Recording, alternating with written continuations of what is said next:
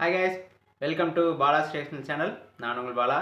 இந்த வீடியோவில் என்ன பார்க்க போகிறோன்னா, இப்போ ரீசெண்டாக ரிலீஸ் ஆன தம்பி போவமா சேனல்லேருந்து வந்த வீடியோ தான் பார்க்க போகிறோம்.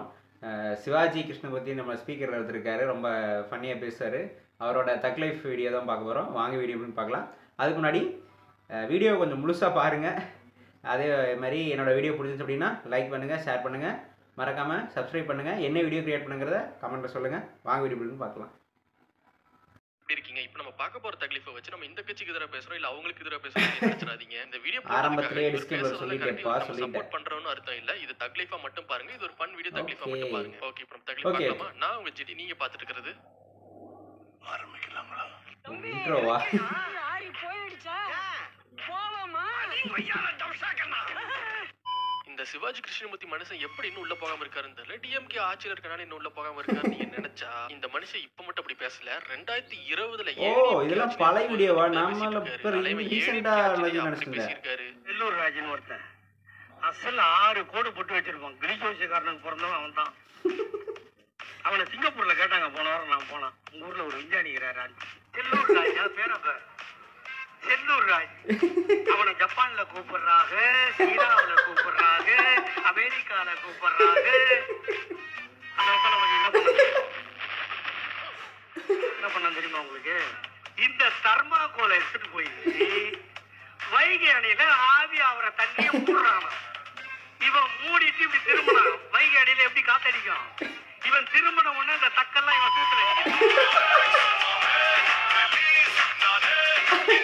இவன் வேறலே வேற லெவல்ல பேசிருக்காரப்பா. உரம் தொடப்பம் எல்லாம் ரெடி பண்ணி வச்சிருக்காங்க. இப்ப அடுத்த கட்டம் 2021 எங்க அண்ணன் ஜெயக்குமார் அழகா போவாரு. மொத்த மண்டியில அடிச்சா கூட அங்கங்க குச்சி மாட்டிக்க, இருக்க குச்சி. அந்த மண்டியில ஒரு குச்சி கூட மாட்டாரு.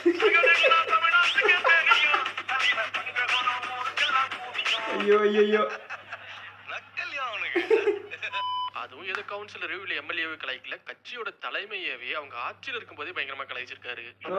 இது பழகிடுனா இது ரீசெண்டா பேசிருக்கீங்க. சசிகலாவுக்கு ஓபிஎஸ் இபிஎஸ் துரோகம் செய்தார். ஓபிஎஸ்க்கு இபிஎஸும் இபிஎஸ்க்கு ஓபிஎஸும் துரோகம் பண்ணுகிறார்கள். இதுல யாரா நீங்க? நடக்கிறதான பேசிருக்காரு. சசிகலா காலில் எப்படி எப்படி பூந்து போனான் பாத்தீங்களா? இந்த மாதிரி ஒரு பெஞ்சு, இந்த மாதிரி பெஞ்சுமா, அந்த பெஞ்சு 2 காலுக்கு நடுவுல தலையை விட்டு தாவி போறான். அந்த திண்டுக்கல் சீனிவாசன் ஒரு மந்திரி 2 காலையும் தூக்கிட்டான். நம்ம காலை கடிச்சிட போறான். பூந்து உள்ள போய் அந்த பொம்பளை காலை பிடிச்சி அது சட்டையை பிடிச்சி தூக்கி படவா ஏந்து நில்றா. நீதான் முதல்ல.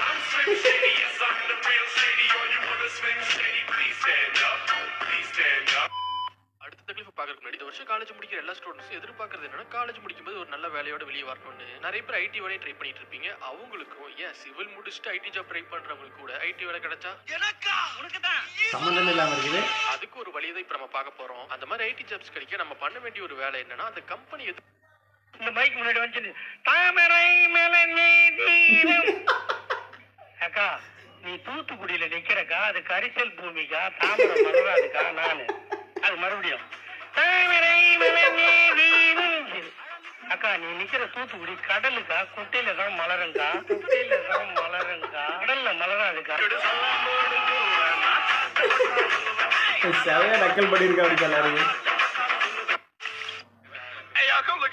சும்மா இருந்தவங்கள ஆதார் கார்டை கொண்டு போய் பேங்க் அக்கௌண்ட்ல சொருவு, ஆதார் கார்டை எடுத்து போய் டிரைவிங் லைசன்ஸ்ல சொருவு, ஆதார் கார்டையும் பேன் கார்டுக்கும் கல்யாணம் பண்ணி வை. சரி, நீ சொல்ற எல்லாத்தையும் நான் சொருவேன். எனக்கு நீ என்ன சொருவுற? என்னாச்சு? 28 நாளைக்கு நீ அந்த நம்பரை யூஸ் பண்றியோ இல்லையோ 100 ரூபாய் தாலி அறக்கணும். எத்தனை 28 நாள்ரா? வருஷத்துக்கு எத்தனை வாட்டி கட்டுறது?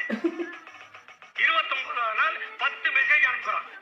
இது உங்கள் பழைய நம்பரா? தொடர்ந்து கொள்ள ரீசார்ஜ் உடனே செய்து விடுங்கள். யார் அம்மா தாலி அறுத்து பணத்தை கொடுப்பீங்க? அண்ணாமலை தருவானா?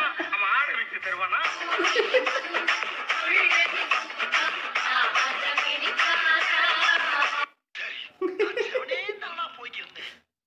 ஹெச்ராஜா மனுஷன் பாவையா, எல்லாத்தையும் விட்டுட்டு ரெஸ்ட் எடுக்கலாம்னு சொல்லி அரசியல் எல்லாத்தையும் விட்டுட்டு போயிட்டாரு. அந்த மனுஷனையும் பிடிச்சி செஞ்சு வச்சிருக்காரு.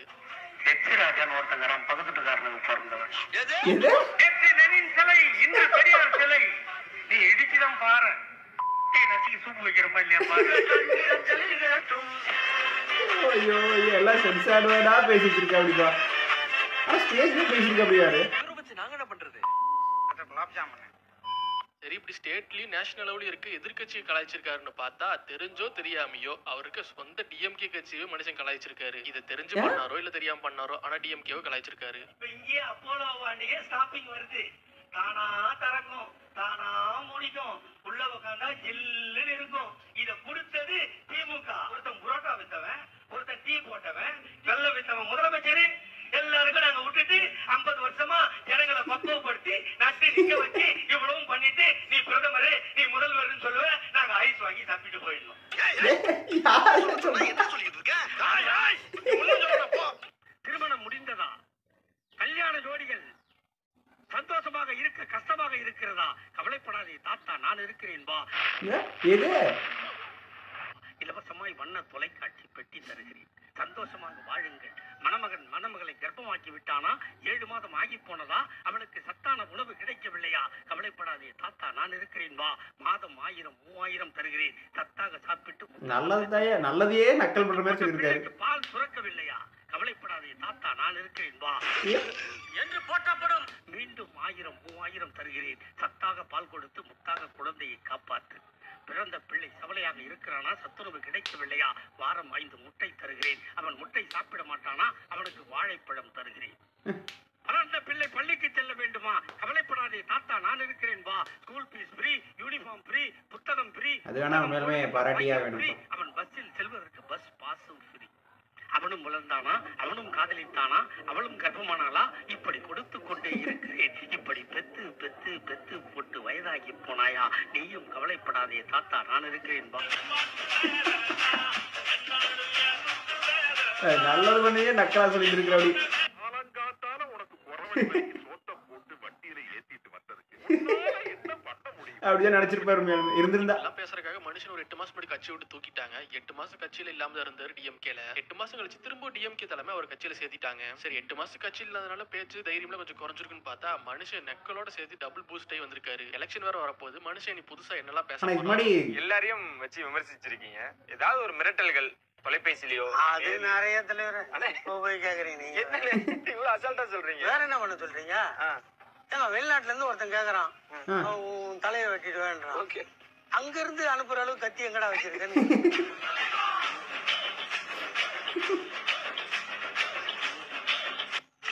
கட்சியை உயிரை விட மேலா மதிக்கிறவன் நான். அதனால விளைவுகள் என்ன, பின் விளைவு என்ன வரும், ஜெயில் வருமா, அதெல்லாம் எனக்கு இல்லை. என்னோட தலைமையும் என் தலைவனையும் யாராவது கொச்சப்படுத்தினாங்கன்னா அதுக்காக எந்த விலையை கொடுக்கறதுக்கும் நான் தயங்க மாட்டேன். தலைமை சொல்ற இடத்துல தலையே போனாலும் தயங்காம பேசும்.